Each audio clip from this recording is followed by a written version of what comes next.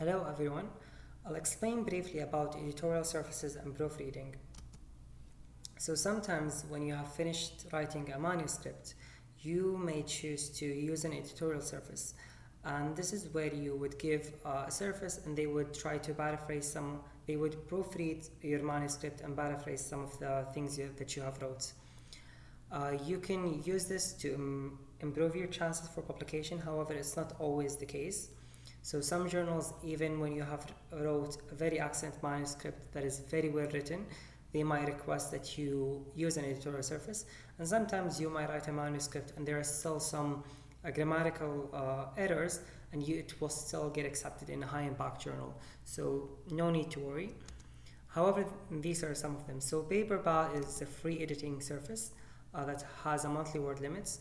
So sometimes when I finish one section of the manuscript, I would copy paste it into Paperball and I would use the recommendation.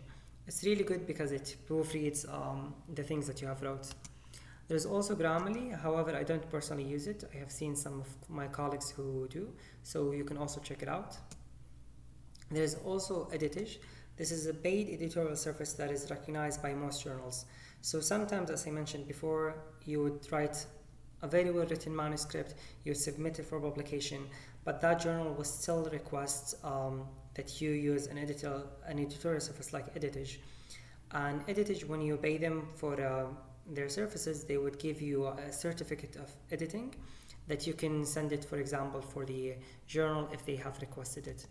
There's also American Manuscript Editors. I have not tried it, but some of my seniors have recommended, so you can look it up as well.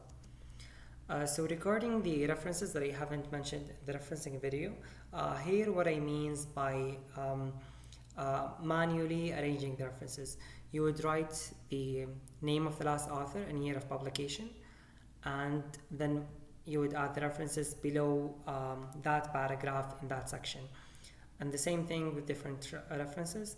And by the end of your manuscript, you would just change it into 1, 2, 3, 4, according to the arrangement of your references. I hope you find this video helpful, and best of luck.